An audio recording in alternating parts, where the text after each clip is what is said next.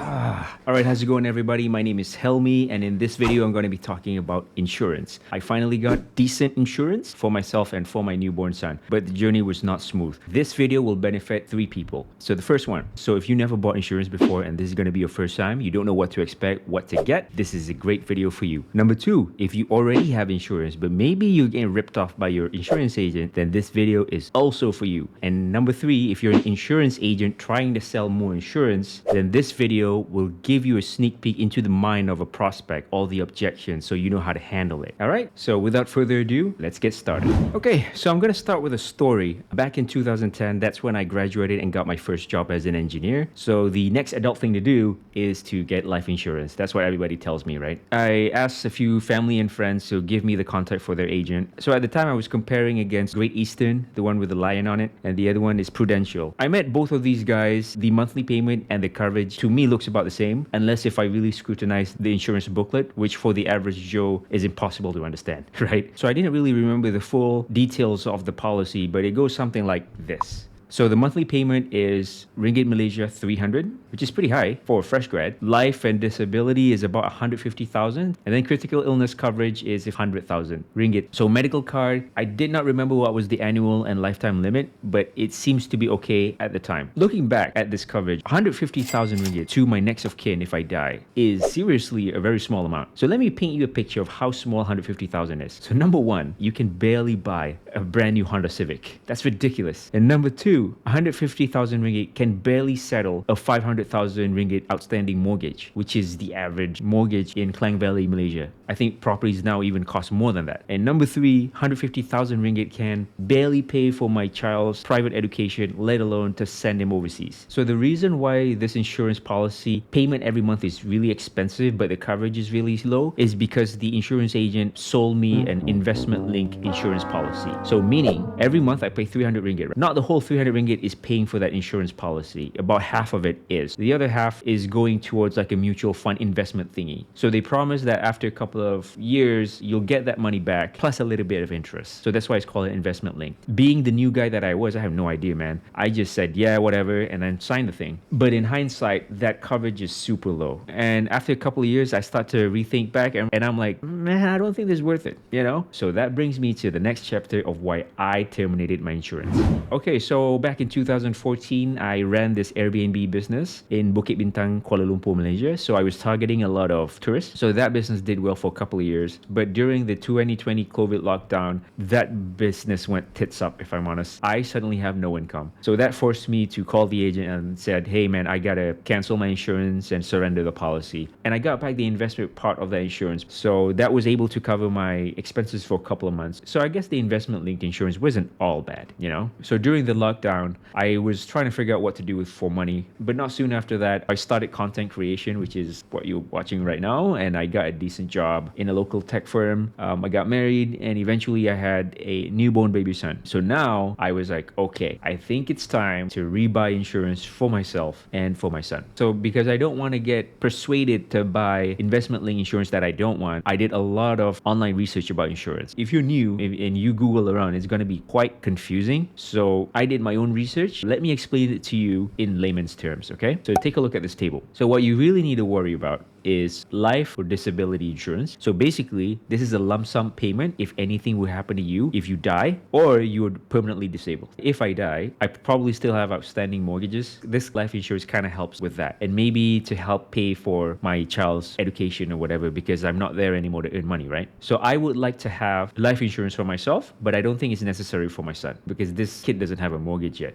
Okay, the insurance number 2 is critical illness. So basically what it is that if you're diagnosed with like the major illnesses like cancer, heart attack, that kind of stuff, the critical illness insurance will give you a lump sum of money. And you can use that money to help pay for your monthly expenses as long as you're going through the therapy, which probably takes a couple of years. But it's not used to pay for the medical bills. So that's actually medical insurance, which is the next one. So medical insurance pays for your hospital bill if you are hospitalized. And then the final type of insurance is personal accident. A lump sum payment if anything will happen to you, if you were disabled or deaf to an accident, not an illness. So this is an add-on towards the life insurance. I prefer to have everything, with the personal accident probably the optional one out of the four. But for my son, I think at this point of his life, he's still a baby. All I'm concerned about is the hospital bills if anything were to happen. So I plan to get life insurance, critical illness, medical card for me, and only medical card for my son Zachary. So at this point, at least I know what I want and what I don't want. I definitely don't want investment-linked insurance. So I started researching online, and I wanted to understand insurance policy as much as possible myself without having to rely on an agent. So I was looking at a few local insurance with good website UI UX with minimal insurance lingo. And here are the 4 companies that I narrowed down to, each with the pros and cons. So the first one is Etika, which is an insurance by Maybank, which is a big bank here. So the pros is that it's very simple and easy to understand with the infographics with pretty much no lingo. You can buy most of the insurance policies yourself online too, which is great, which is what I want. So the cons, however, if you check out their website, there's actually a lot of insurance product that seems quite similar. It made it hard for me to pick which one is the right for me. So the second insurance company is AIA. They redesigned their website. It looks really good, but the cons is most of the insurance product, I can't buy it online. I have to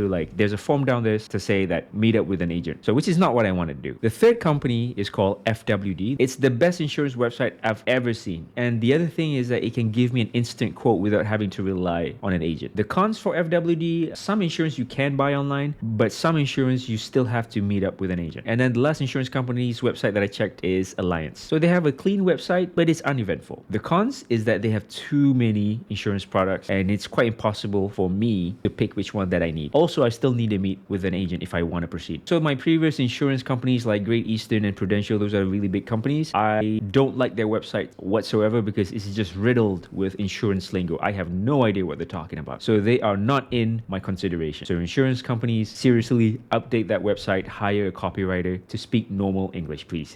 Now, out of all these companies, my favorite insurance website, it has to be FWD. Seriously, good job on this one. It's nice looking, it's clean, it's modern, not much lingo. They have a lot of really good infographics to explain how things work. Really good job. But unfortunately, even though with all these really good websites and information available online, I still can't cater an insurance policy to exactly what I want. So there's no way around it. I still need to meet these agents. So I decided to call these agents to meet up with them one by one last time, except for Etika Insurance, because apparently there's no agent for Etika. So it's just a website-based thingy and an online chat. So I kind of want to talk to a human. So I met first with the FWD guy. He seems like a very nice guy and quite knowledgeable. However, what I don't like is that he said that there was no insurance policy for family and for babies, which is weird. So that's obviously a deal breaker. And then I met the next insurance lady from AIA. So it was a virtual online meeting. She's nice and all, but she has this really typical insurance agent vibe. And when I told her that I don't want investment-linked insurance, she keeps recommending investment-linked insurance, even though I told her specifically that's not what I want. So it really pisses me off. Then I met the final guy, which is Alliance. What I like about him, nothing really. He comes across as a typical insurance agent, yet again, trying to push investment-linked insurance. So out of all these 3 agents that I met, the FWD guy was probably the one that I was most happy with. But for whatever reason, he said that there's no insurance coverage for family and babies. Maybe at that time, that was a deal breaker. So I had to go back to square one. So there I was, frustrated, and then I was chit-chatting in one of my WhatsApp group with my high school friends. Hey, what insurance do you guys buy? And then one of them said, hey, you know that this one guy is now a financial advisor. Why don't you give him a shot? And I was like, okay. And then a quick stalking on his social media presence, and then that convinced me, all right, this guy is posting content. He's the real deal. I'm going to give him a call. And we set up an appointment at my home. Now, what is a financial advisor? So according to Investopedia, financial advisors are a one-stop shop providing everything from portfolio management to insurance product. They need to be registered and have relevant license in order to give financial advice to their clients. Very textbook definition. All right. In layman's term, without boring you to death, this is the difference between a financial advisor and an insurance agent. So an insurance agent usually attached to one insurance company. So they will have to recommend you products within that insurance company, even though they may or may not fit what you need. Now, a financial advisor, however, is not attached to one particular insurance company. They work with multiple insurance companies. So what they can do is they can mix match insurance policies to fit what the coverage that you need with the monthly payment that you want. So I met with a financial advisor. So give him as much information as you can. So in my case, I told them specifically, dude, I don't want any investment linked insurance. And then I got a quotation for FWD, which is really nice. So if you can give me a better quote than this, plus coverage for my son, that would be great. So with these specific specific inputs. He went home, did his magic to come up with a quotation. So he contacted me the next day, and the first thing he talked about is the medical card, because that's the one that I'm most concerned about. So it was from like a local bank. Now, my monthly payment for my medical card is 170, where medical card for my son, newborn son, is 150. I'm a little higher because my age is older. The annual limit is 1.25 million each, which he advised is good enough, but there's no lifetime limit. So I was pretty happy with the medical card. And next he talked about the other insurance that I want for myself, which is life and critical illness. So the agent WhatsApped me 2 proposals, with a column highlighted in yellow being the best out of the 3. So I was pretty happy with the coverage and price, and we met one final time to seal the deal. So basically what he did was he mix matched these insurance policy to fit my monthly budget and the coverage that I want. So our medical cards is from one insurance provider, and then my critical illness and life insurance is from another. I think there's no way for me to figure this out myself. Maybe there is a way, but it's going to take up so much of my time, which I couldn't be bothered, right? So I think this whole financial advisor thing makes a lot of sense. So now I'm going to give you a little bit of story of my son's first medical claim.